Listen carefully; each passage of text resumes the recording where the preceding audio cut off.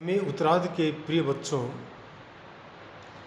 आज हम आचार्य आनंद वर्धन के ध्वन्यालोक के आधार पर ध्वनि के स्वरूप का विवेचन करने के लिए उपस्थित हुए हैं।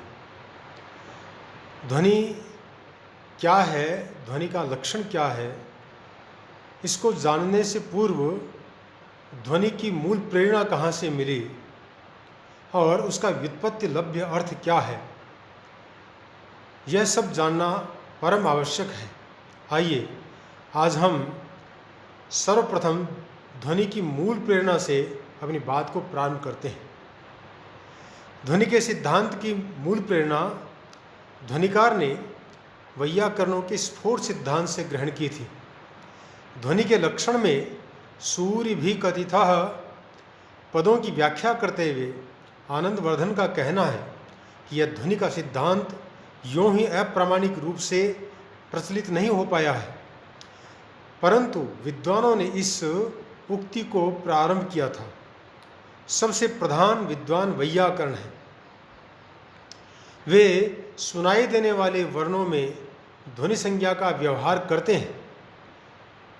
वैयाकरणों के मत का अनुसरण करने वाले काव्यार्थ तत्वविद समालोचकों ने उनके अनुसार ही वाच्य, वाचक, सम्मिश्र अर्थात व्यंग्य अर्थ, व्यंजना व्यापार यानी शब्दात्मा और काव्य, इन सब को ध्वनि कहा है।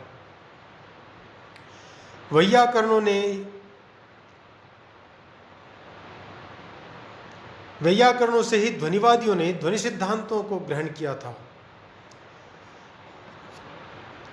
इसकी पुष्टि आचार्य मम्मट ने काव्य प्रकाश में की थी। वहाँ उन्होंने लिखा है बुधई कथितः। इसकी व्याख्या करते हुए उन्होंने लिखा, बुध का अभिप्राय वैयाकरणों से है। उन्होंने प्रधानभूत स्फोट रूप व्यंग्य को व्यंजित करने वाले शब्द को ध्वनि कहा। तदनंतर उनके मत का अनुसरण करने वाले दूसरे साहित्य शास्त्रियों ने भी वाच्य अर्थ का तिरस्कार करने वाले व्यंग्य अर्थ के व्यंजक शब्दार्थ युगल को ध्वनि कहा। प्राचीन काल से ही व्याकरण को शास्त्रों का मूल कहा जाता रहा है और किसी भी शास्त्र का अध्ययन करने से पूर्व व्याकरण का अध्ययन अनिवार्य रहा है। भर्तृहरि ने जैसा कहा है और उनके अनुसार हम बात करें तो व्याकरण सब शास्त्रों का दीपक है। इन वैयाकरणों ने सुनाई देने वाले शब्दों को ध्वनि माना तथा ध्वनिवादियों ने शब्दार्थ युगल को। ध्वनि का आधार स्फोटवाद से प्रारंभ होता है। स्फोट पद की व्युत्पत्ति है स्फुटयति अर्थः यस्मादिति स्फोटः, अर्थात जिससे अर्थ स्फुटित होता है वह स्फोट है। स्फोटवाद एक दर्शन कहा जाता है। यह निश्चय से नहीं कहा जा सकता है कि इसका प्रारंभ कब हुआ।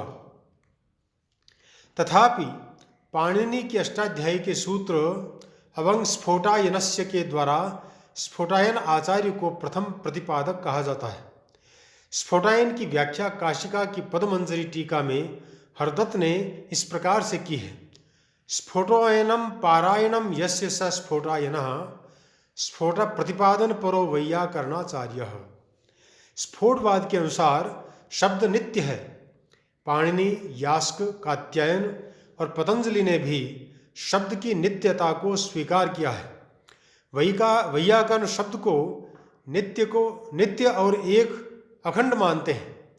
पतंजलि के अनुसार शब्दों का ग्रहण बुद्धि द्वारा होता है और श्रोत्र के द्वारा प्राप्त होता है, जो कि आकाश का स्थान है। हमारे कार्य प्रदेश में जो आकाश है उसी में शब्द की प्राप्ति होती है। परंतु इस प्रसंग में एक प्रश्न उत्पन्न होता है, किसी भी शब्द की रचना वर्णों द्वारा होती है।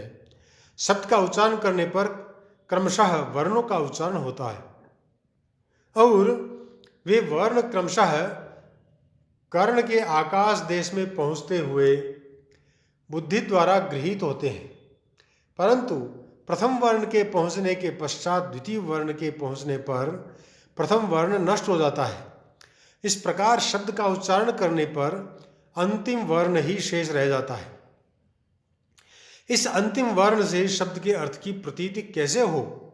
यदि यह कहा जाए कि इस अंतिम वर्ण से ही अर्थ की प्रतीति होती है तो पूर्ण वर्णों की व्यर्थता सिद्ध होती है, तथा यह कहा जावे कि सभी वर्णों के समुदाय से अर्थ की प्रतीति होती है तो शब्द का उच्चारण करने पर सब वर्ण उपस्थित नहीं रहते।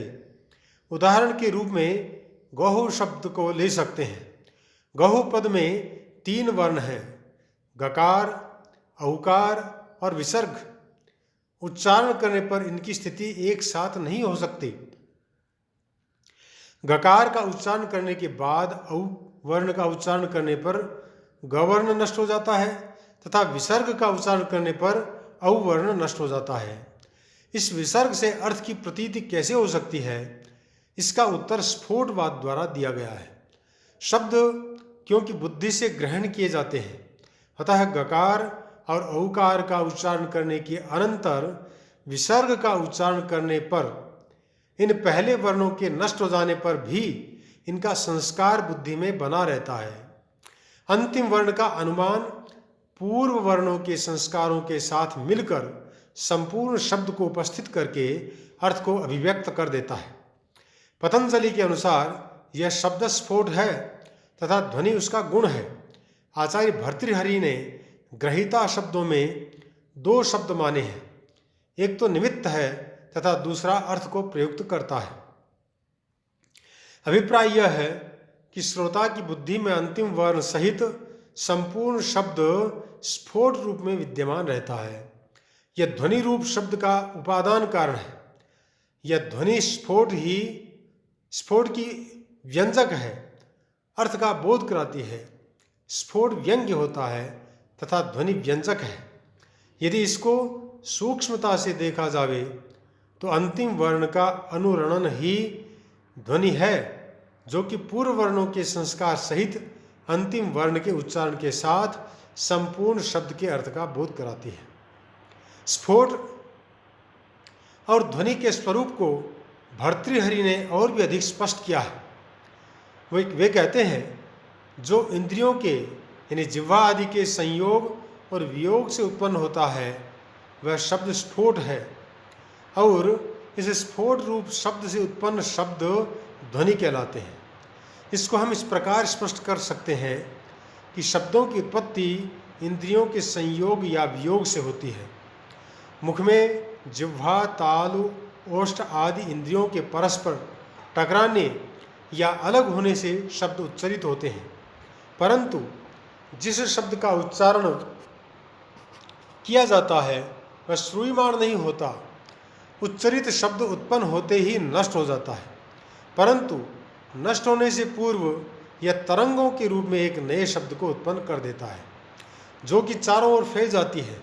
यह शब्द नष्ट होकर और अधिक व्यापक शब्द तरंग को उत्पन्न करता है। इस प्रकार इन शब्द तरंगों का विस्तार क्रमशः बढ़ता जाता है, जो कि अंत में श्रोता के कर्ण विवर में प्रवेश करती है। यह स्थिति उसी प्रकार की है जैसे जल में पत्थर फेंकने पर एक जल तरंग का घेरा उत्पन्न होता है। वह घेरा और बड़ी जल तरंग के घेरे को उत्पन्न करता है और अंत में वर्तुलाकार जल तरंग संपूर्ण सरोवर को व्याप्त कर लेती है। इसको वीच संतान न्याय कहते हैं। इस प्रकार से घंटे की अनुरण रूप यह ध्वनि स्फोट रूप शब्द के अर्थ को प्रकट करती है। इसी को भर्तृहरि ने और भी स्पष्ट किया है। वे कहते हैं, अनिर्वचनीय एवं व्यक्त रूप स्फोट के ग्रहण के अनुकूल प्रत्ययों से ध्वनि के द्वारा स्फोट रूप शब्द के प्रकाशित हो जाने पर उसके स्वरूप का अवधारण किया जाता है। अभिप्राय यह है कि स्फोट श्रूयमाण वर्ण रूप ध्वनियों से ग्रहण के अनुकूल है और अनिर्वचनीय प्रत्ययों द्वारा ग्रहण करके प्रकाशित किया जाता है और इससे स्फोट के स्वरूप का अवधारण होता है। इस प्रकार वैयाकरण स्फोट के स्वरूप को प्रकाशित करने वाले शब्द को ध्वनि कहते हैं। स्फोट व्यंग्य है एवं ध्वनि व्यंजक है। इनके अनुकरण में आलंकारिक शब्द और अर्थ दोनों के व्यंजक होने के कारण दोनों को ध्वनि कहते हैं। स्फोट की स्थिति बुद्धि में उसी प्रकार रहती है जिस प्रकार लकड़ी में अग्नि स्थित रहती है। जिह्वा, कंठ, तालु आदि इंद्रियों के संयोग एवं वियोग से अभिव्यक्त होकर यह ध्वनि की स्थिति में आता है। जिस प्रकार काष्ठ की रगड़ से उत्पन्न अग्नि स्वयं को प्रकाशित करता हुआ अन्य वस्तुओं को प्रकाशित करता है, उसी प्रकार ध्वनि द्वारा व्यंजित स्फोट अपने को प्रकाशित करके अर्थ को भी प्रकाशित करता है। स्फोट और ध्वनि में तादात्म्य है, इसीलिए विशिष्ट ध्वनि से विशिष्ट स्फोट रूप शब्द का प्रकाशन होता है। स्फोट में स्वयं में क्रम तथा भेद नहीं होता, इसमें क्रम और भेद की प्रतीति ध्वनि द्वारा होती है। वैयाकरणों ने ध्वनि के दो भेद किए हैं, प्राकृत और वैकृत। प्राकृत ध्वनि मौलिक ध्वनि है तथा वैकृत ध्वनि उसका अनुरणन रूप है। प्राकृत ध्वनि में वर्णों के ह्रस्व, दीर्घ, प्लुत आदि स्वरूप रहते हैं, परंतु उसमें काल भेद का आरोप वैकृत ध्वनि से होता है। कभी शब्दों को तीव्र गति से यानी द्रुत, कभी मध्यम गति से यानी मध्य और कभी धीरे धीरे यानी विलंबित पढ़ा जाता है। ये द्रुत, मध्य और विलंबित गतियां वैकृत ध्वनि के रूप में होती हैं। प्राकृत ध्वनि से स्फोट का ग्रहण होता है जो कि काल भेद से रहित है तथा इसको स्फोट का प्रतिबिंब कहा जाता है। प्राकृत ध्वनि के पश्चात उत्पन्न होने वाली काल भेद से युक्त वैकृत ध्वनि उत्पन्न होती है। इस प्रकार वैयाकरणों ने स्फोट शब्द को अभिव्यक्त करने वाले ध्वनि रूप शब्द को, जो कि प्राकृत और वैकृत दो प्रकार का है, ध्वनि कहा है। उनका अनुकरण करते हुए वैयाकरणों ने प्रसिद्ध विधा एवं लक्षणा नामक व्यापारों से भिन्न प्रतिमान अर्थ के अभिव्यंजक व्यंजना व्यापार को ध्वनि कहा है। इसके साथ ही वाचक शब्द, वाच्य अर्थ एवं व्यंग्य अर्थ द्वारा भी प्रतिमान अर्थ की अभिव्यंजना करने के कारण इनको ध्वनि कहा जाता है। काव्य में क्योंकि ये सभी तत्व समुदाय रूप में रहते हैं, अतः उसको भी ध्वनि कहा जाता है। इस प्रकार से हमने ध्वनि का जो मूल था वह हमें कहाँ से मिला, इस विषय पर हमने चर्चा की। आइए, ध्वनि शब्द का अर्थ क्या है, इसकी व्युत्पत्ति लभ्य जो ज्ञातता है उसको हमें जानना चाहिए। ध्वनि शब्द की व्युत्पत्ति मुख्य रूप से तीन प्रकार से की जाती है। ध्वनते इति ध्वनिः, ध्वन्यते इति ध्वनिः, ध्वननम ध्वनिः। प्रथम व्युत्पत्ति के अनुसार प्रतिमान अर्थ को व्यक्त करने वाले वाचक शब्द और वाच्य अर्थ ध्वनि कहलाते हैं। दूसरी व्युत्पत्ति के अनुसार व्यंग्य अर्थ ध्वनि है और तीसरी व्युत्पत्ति के अनुसार व्यंजना व्यापार ध्वनि है। ये चारों प्रकार की ध्वनियाँ क्योंकि काव्य में रहती हैं, अतः काव्य को भी ध्वनि कहा जाता है। आनंदवर्धन ने इन पांचों को ध्वनि नाम दिया है। इन 5 प्रकार की ध्वनियों की व्याख्या अभिनव गुप्त ने इस प्रकार से की है। वे कहते हैं, इसलिए वाच्य अर्थ भी ध्वनि है और वाचक शब्द भी ध्वनि है, क्योंकि दोनों का व्यंजकत्व ध्वनन व्यापार करता है। विभाव, अनुभाव आदि के संवलन से जो सम्मिश्रित होता है वह व्यंग्य अर्थ भी ध्वनि है, क्योंकि वह ध्वनित किया जाता है। शब्दनम शब्दः अर्थात शब्द का व्यापार भी ध्वनि है, जो कि अभिधा आदि के स्वरूप वाला नहीं है, अपितु आत्मभूत है। काव्य नाम वाला पदार्थ भी ध्वनि है, क्योंकि उसमें पूर्वोक्त ध्वनि के चारों प्रकार निहित रहते हैं। इस प्रकार से बच्चों, आज हमने ध्वनि का मूल स्रोत कहाँ से हमें प्राप्त हुआ और ध्वनि शब्द का व्युत्पत्ति लभ्य अर्थ क्या है, इन दोनों बातों को हमने अपने इस व्याख्यान में बताया है। अस्तु, यह व्याख्यान आज हम यहीं समाप्त करते हैं। आगे का जो भाग है वह हम अगले वीडियो में प्रस्तुत करेंगे। तब तक के लिए जयतु संस्कृतम, जयतु भारतम।